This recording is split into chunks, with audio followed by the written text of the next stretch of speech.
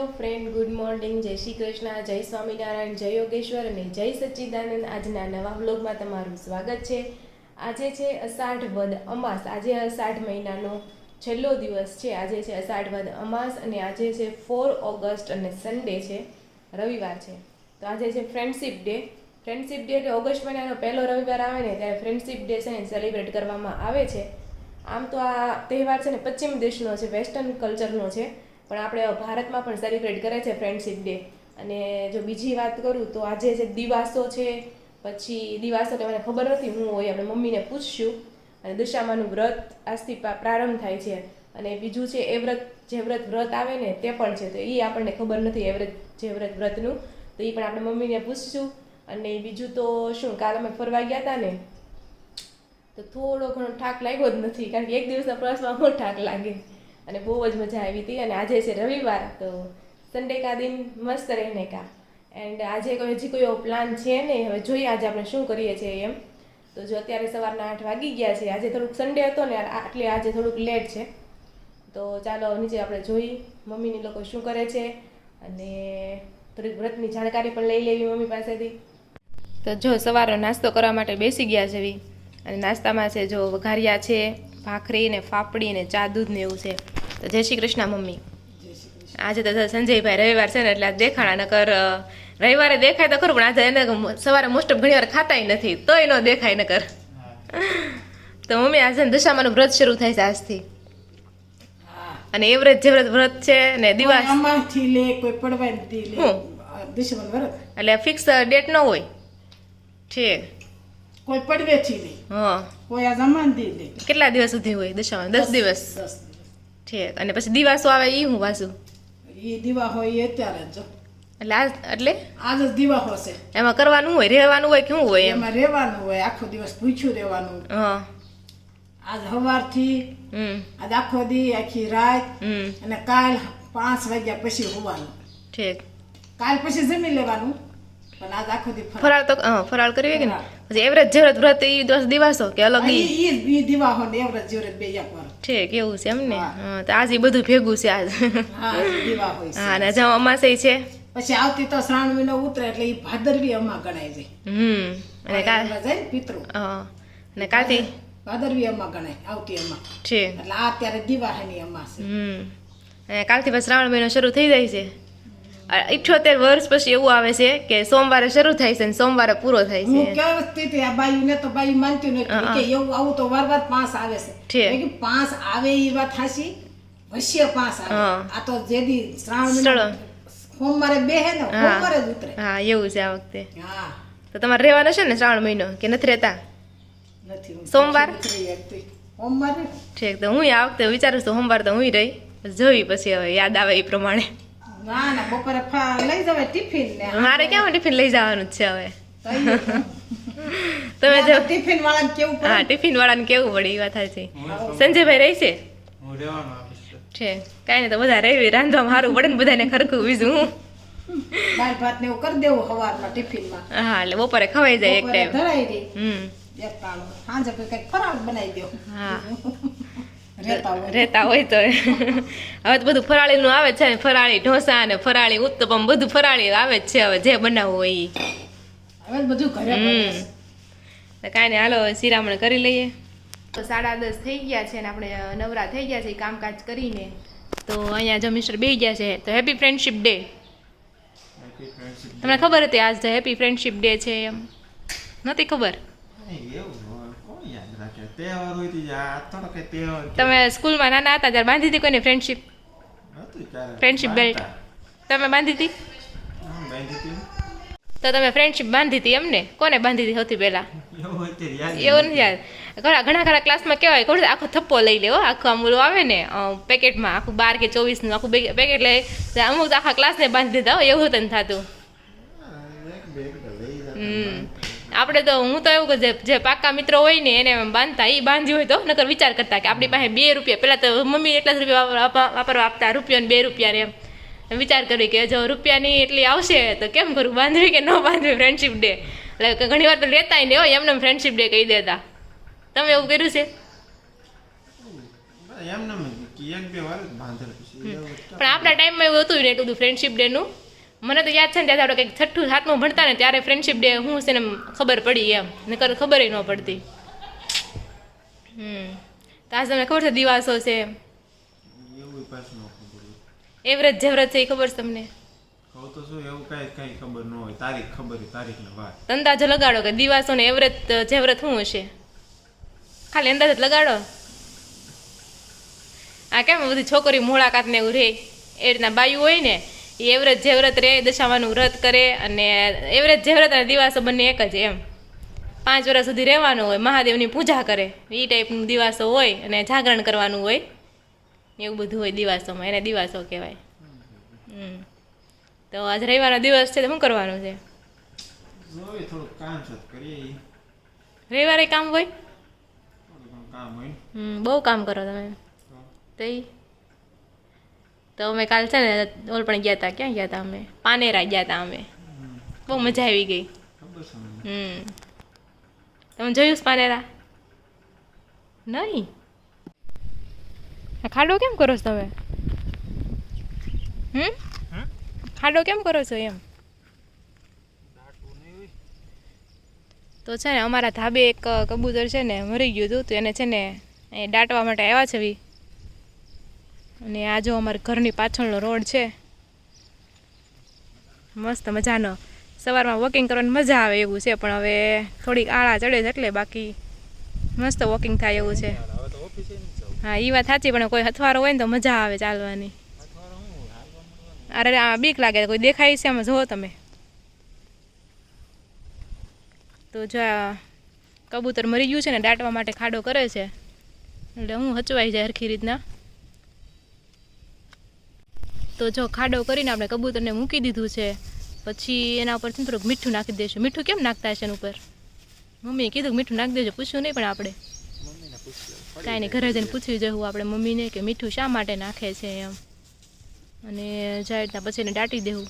ઓમ નમઃ શિવાય, ઓમ નમઃ શિવાય, ઓમ નમઃ શિવાય, ઓમ નમઃ શિવાય, ઓમ નમઃ શિવાય, ઓમ નમઃ શિવાય, ઓમ નમઃ શિવાય, ઓમ નમઃ શિવાય.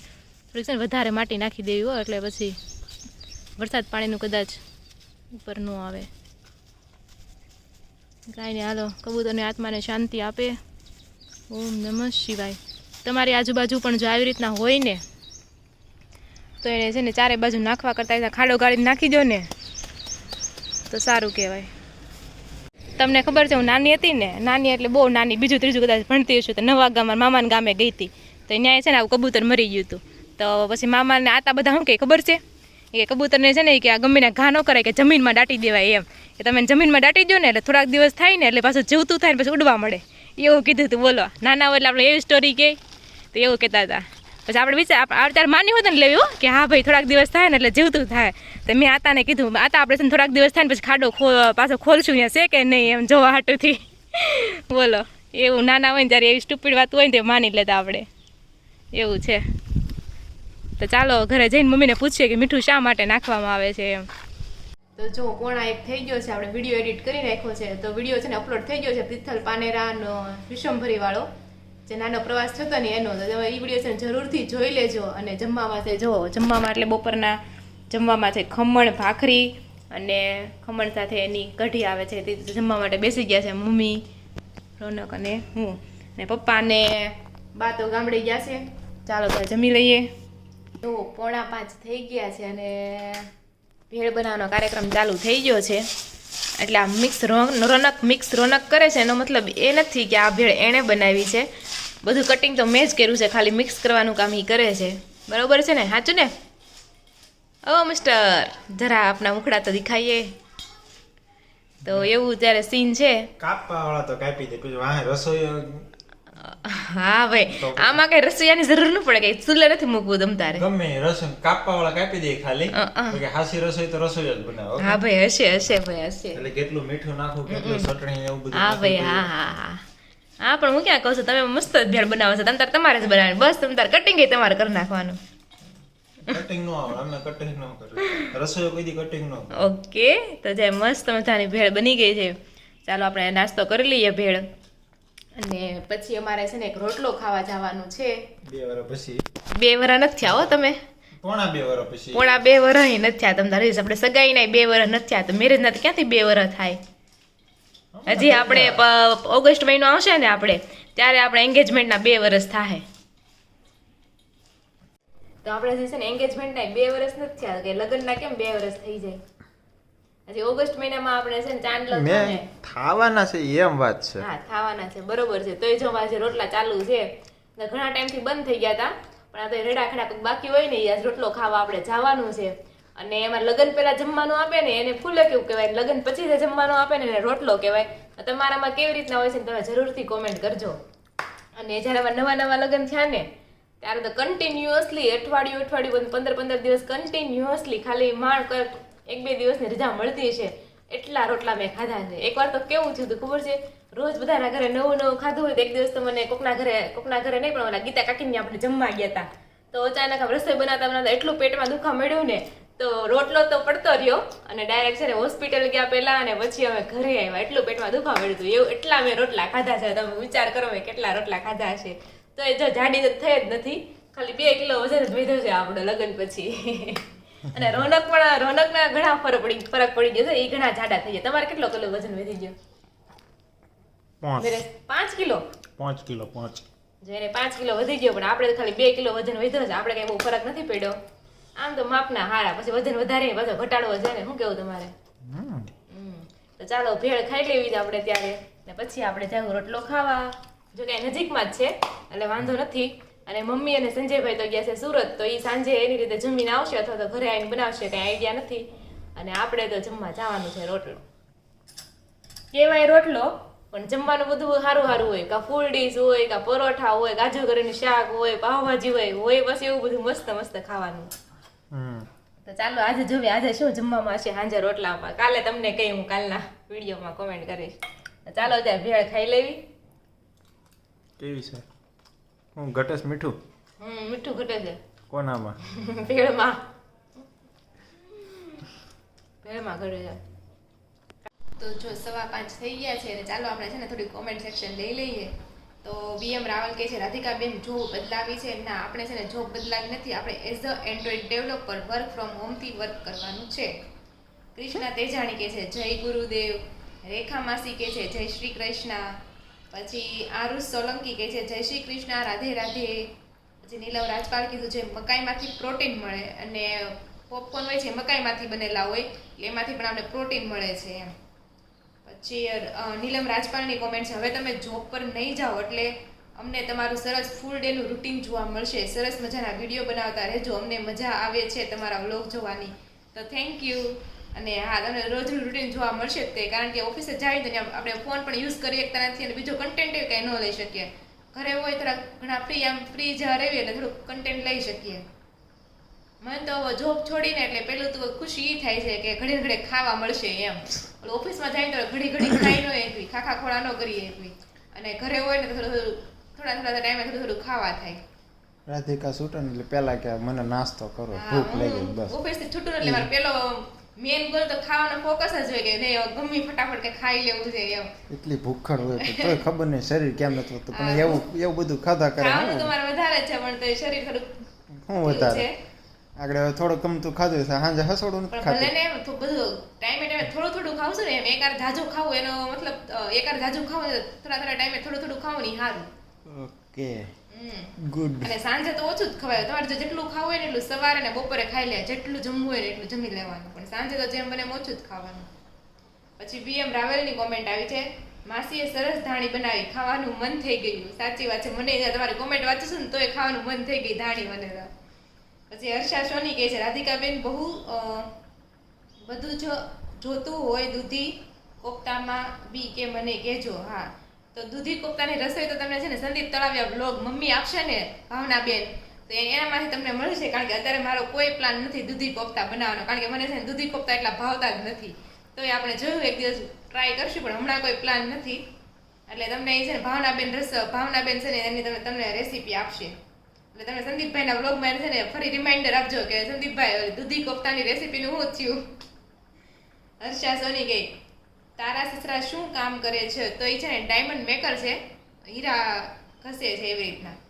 પછી હર્ષાબેન તળાવિયા કહે છે ગુડ મોર્નિંગ. તો ગુડ મોર્નિંગ, જય શ્રી કૃષ્ણ. સાગર વેગડા કહે છે હોમ ટૂર આપો. હોમ ટૂર તમને જલ્દીથી આવતા વીકમાં આઈ થિંક આવતા શનિ રવિ ક્યાંય નહીં જવાનું હોય ને તો તમને ડેફિનેટલી હોમ ટૂર મળી જાય. કારણ કે અમારે શનિ રવિ છે ને બિઝી જ હોય, કોણ જાણે હું અમારે એટલું બધું જવાનું થાય ને કે ખબર પડતી નથી. આ શનિવારે તો કાલ હું પણ ગઈ હતી. ક્યાં ગઈ હતી? પેલું પાવાગઢ હું પેલું જુનાગઢ નહોતી ગઈ, પાનેરા ને તિથલ ગઈ હતી. હા, તમે ઈ વિડીયો ન જોયો ને પાનેરા તિથલ વાળો તો તમે છે ને જઈ આવજો, અપલોડ થઈ ગયો છે. અને ગીત પટેલની કોમેન્ટ છે તમારી જેઠાણીના શ્રીમદના ફોટા શૂટ કરાવવા ગયા એનું એડ્રેસ આપો, અને સંદીપભાઈને ગયા હતા ને એનું પણ એડ્રેસ આપો.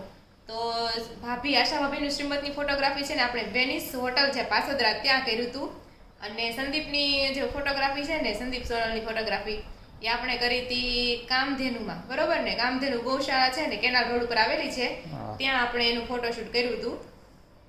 તો મને તો એ બે ફોટોશૂટના બે પ્લેસ સારા જ હતા, ગેમમાં બંને સારા હતા. તો તમે ગમે એક ઓપ્શન કરી શકો છો, ચૂઝ કરી શકો છો. અને જો આપણે છે ને કોમેન્ટ સેક્શન અહીંયા જ પૂરી કરીશું. ફરી મળશું કાલ નવા વ્લોગ સાથે. અને તમને જો અમારો વિડીયો ગમતો હોય ને તો લાઈક, શેર અને સબસ્ક્રાઈબ જરૂર કરી દેજો. ખાસ કરીને શેર તો કરજો, એટલે મારે છે ને આપણી યુટ્યુબ ફેમિલી છે ને બિગ થઈ જાય. તો જય શ્રી કૃષ્ણ.